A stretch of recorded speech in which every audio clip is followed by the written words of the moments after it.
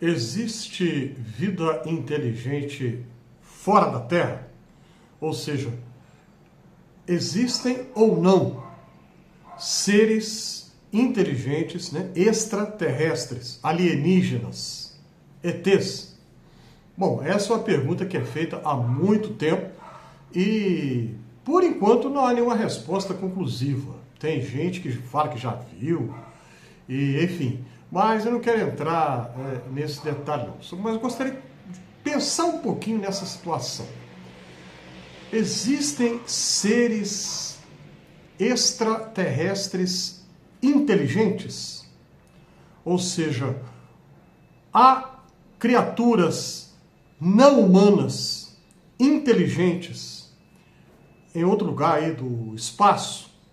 Pensar um pouco nisso? Antes de prosseguir, já vou pedir de uma vez. Já vai logo clicando aí na mãozinha do joinha, já vá se inscrevendo aqui no Fé Café, caso ainda não tenha feito a sua inscrição.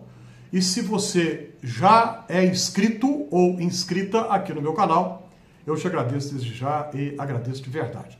Mas vamos voltar à questão. Existem seres inteligentes fora do nosso planeta Terra?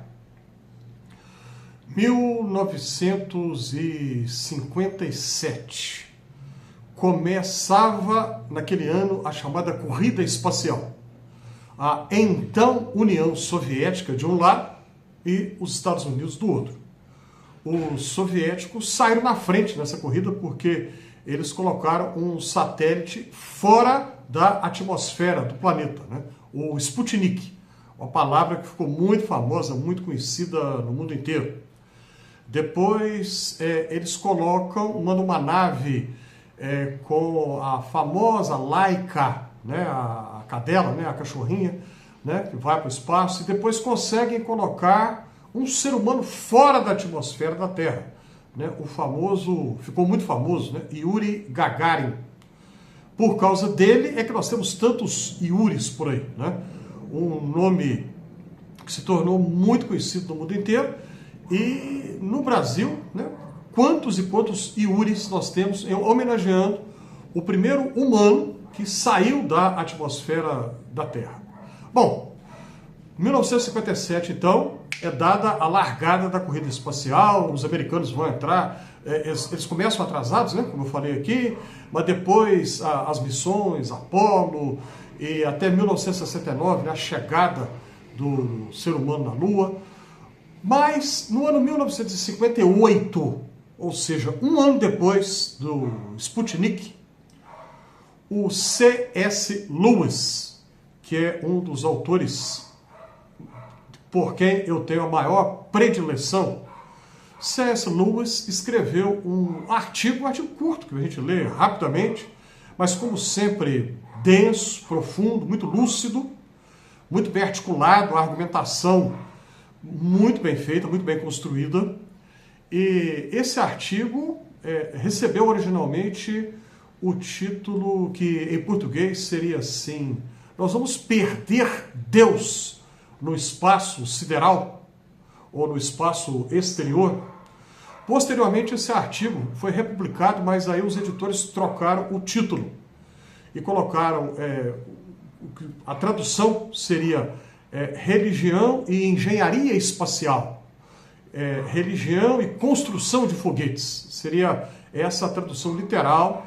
E nós temos esse texto em português, e no Brasil, a Thomas Nelson, que é a editora que lançou o texto, simplificou o título e colocou apenas religião e foguetes. Está nesse livro aqui, do C.S. Lewis, A Última Noite do Mundo. Este livro, veja, não é muito grande, são artigos que o Lewis escreveu, reflexões dele. Um de tantos que está aqui, então, vou usar o título em português, Religião e Foguetes. E naquela época surgiram muitos filmes com esse tema, da invasão de extraterrestres, porque surgiu a pergunta que gerou medo em muita gente. E se existem civilizações alienígenas inteligentes que são mais poderosas do que a nossa? E se eles nos atacarem, dominarem o mundo? Tema de muitos e muitos e muitos filmes. Um tema que povoou a imaginação humana durante muito tempo, né? A ficção científica nadou de braçada em cima desse tema. E o Lewis, ele pensa nessa questão, mas ele inverte a ordem. A ficção científica, então, está especulando sobre alienígenas virem aqui ao nosso planeta e nos dominarem. O Lewis inverteu. Ele fala, e se os humanos forem a outros planetas e encontrarem lá civilizações que são menos poderosas do que a nossa? E aí ele dá a sua hipótese. Ele fala que, se for este o caso, os humanos vão fazer lá a mesma coisa que fizeram aqui. E aí eu quero ler um trechinho aqui para você. Abre aspas. Citarei o Lewis. Abre aspas. Nós sabemos o que nossa raça faz com estranhos. O homem destrói ou escraviza todas as espécies que pode. O homem civilizado mata, escraviza, engana e corrompe o homem selvagem. Mesmo a natureza inanimada, ele a transforma em poças de areia e montes de escória. Existem pessoas que não o fazem, mas elas não são do tipo que provavelmente serão nossos pioneiros no espaço. Nosso embaixador para novos mundos será o aventureiro necessitado e ganancioso ou o perito técnico implacável. Eles farão o que sempre fizeram. O que acontecerá se eles encontrarem coisas mais fracas que eles, o homem negro e o índio podem dizer? Fecha aspas. Nessa única frase, Lewis critica o colonialismo europeu. O que os europeus fizeram na África e nas Américas. Encontraram povos menos avançados, né, em algumas tecnologias, mas implantaram, né, um modelo colonialista, exploraram, tiraram todas as riquezas que puderam, levaram para as matrizes, para os poderes colonialistas lá na Europa. Muito bem. Com a chamada modernidade, então a partir do século XIX, aqui nas nossas Américas, né, as nações, especialmente na América do Sul e o Caribe também, começam movimentos de independência e esses países obtêm a sua autonomia política. Na África, o processo foi mais demorado, né? Começa no século XX. Por exemplo, Angola. Portugal começou a colonização lá, mais ou menos na mesma época que começou a nossa aqui no Brasil. Só que o Brasil obteve a sua independência, a sua autonomia política no 19, nós sabemos disso, 1822. A Angola foi apenas agora no século XX. Ou seja, o processo colonialista europeu na África foi muito mais duradouro. Bom, aí agora eu quero trazer outra coisa para a gente poder pensar aqui. O que os Estados Unidos fizeram recentemente na Venezuela. Hoje, 10 de janeiro de 2026, exatamente uma semana da ação dos Estados Unidos, né, invadir Caracas, há relatos de 40 pessoas que morreram e o sequestro do presidente Nicolás Maduro e da esposa dele. E declarações públicas do Donald Trump dizendo que quem manda na Venezuela agora é ele. E a gente sabe, né, que a Venezuela tem as maiores reservas de petróleo do planeta Terra, maiores até do que as da Arábia Saudita. Bom, eu já falei sobre isso aqui num vídeo aqui no meu canal recentemente. A Venezuela tem problemas muito graves, né, uma contradição terrível, porque é um país que tem uma riqueza absurda, né, em petróleo, mas uma pobreza muito grande e o regime do Nicolás Maduro extremamente problemático, e eu não estou aqui a defendê-lo, não é isso que eu estou falando. O que eu estou falando é que quando os Estados Unidos, né, fazem o que fizeram, estão voltando ao tempo do colonialismo, estão fazendo aquilo que o C.S. Lewis criticou aqui no ensaio dele, Religião e Foguetes. Ou seja, o mais poderoso vai e domina o menos poderoso. Né? O forte vencendo o fraco. Davi contra Golias, mas é o Golias que vence. Nessa situação não tem Davi jogando uma pedrada na testa do Golias, ele cai, aí o Davi vai lá, pega a espada e acaba de dar o golpe final. Né? Não tem isso. É o forte que vence. Durante milênios a humanidade viveu assim. Milênios. Impérios da antiguidade que dominavam reinos mais fracos. Gengis Khan com os mongóis, né, na Ásia Central, né, na Eurásia. Alexandre o Grande e os assírios, o Império Romano E, enfim, milênios. Esse foi o modelo que perdurou na humanidade.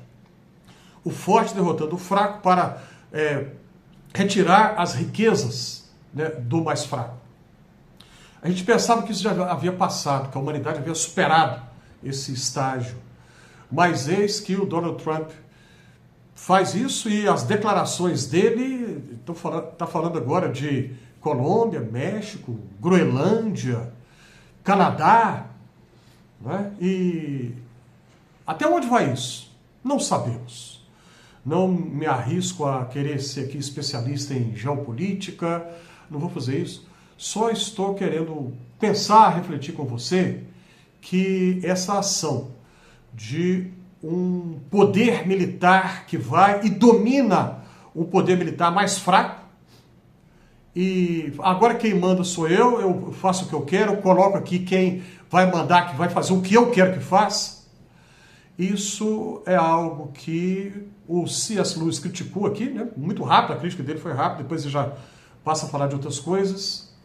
E é algo que quem tem bom senso não pode aceitar de jeito nenhum, porque é a volta ao colonialismo, a volta à lei do mais forte, volta à lei da selva, que alguns chamam de lei do cão, volta ao tempo em que não há lei, só a lei do mais forte, só a lei da violência, da brutalidade. Eu vou tomar a riqueza do outro lá, por quê? Porque me interessa. Aquele território ali é interessante para mim, então eu vou lá e tomo. O meu exército é o maior do mundo, eu faço o que eu quero, com quem eu quiser, a hora que eu quiser. É muita arrogância, muita soberba. E aí a gente lembra, né, que a Bíblia fala tantas e tantas vezes, quem se exalta será humilhado. É uma questão de tempo, pode demorar na nossa perspectiva. Mas ninguém se exalta indefinidamente. A história nos mostrou isso várias e várias e várias e várias vezes. Impérios se ergueram, impérios ruíram. Deus resiste aos soberbos, mas aos humildes dá graça. Pense nisso.